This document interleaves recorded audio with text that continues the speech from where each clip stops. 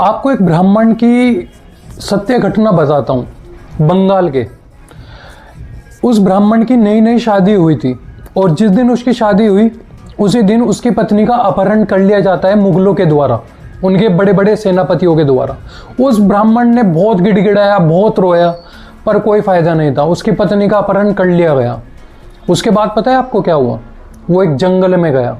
उसे पता था कि मेरी मदद कोई नहीं करेगा जब तक मैं खुद की मदद नहीं करूँगा। वो एक जंगल में गया। माँ काली की उसने एक बहुत विशाल प्रतिमा की स्थापना करी और उस दिन उसने सौगंध ली कि आज के बाद कोई भी इस धरती पर, उस एरिया में किसी भी स्त्री का अपहरण नहीं होगा। कुछ समय बीता, फिर धीरे धीरे मुगलों के सेनापति गायब होने लगे। हर वो व्यक्ति गायब होने लगा जिसने स्त्री का रेप करा, बलात्कार करा, कुछ भी करा, वो गायब होने लगा। किसी को पता नहीं चला वो कहाँ पर गया। पता है आप लोगों को वहाँ पर क्या मिला? कटे हुए सिरों का पहाड़। और पहाड़ कोई ऐसा वैसा नहीं, कम से कम 30 से 40 फुट का पहाड़, कटे हुए सिरों का। समझ रहे हो आप इस चीज़ को?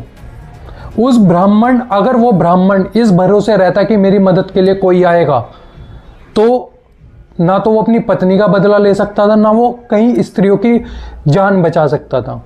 अगर आप अपनी मदद नहीं करोगे ना, तो कोई आपकी मदद नहीं करेगा। आप ही सक्षम हो, आपके अंदर माँ काली का खून है, माँ काली की शक्तियाँ हैं। आप अपने आप को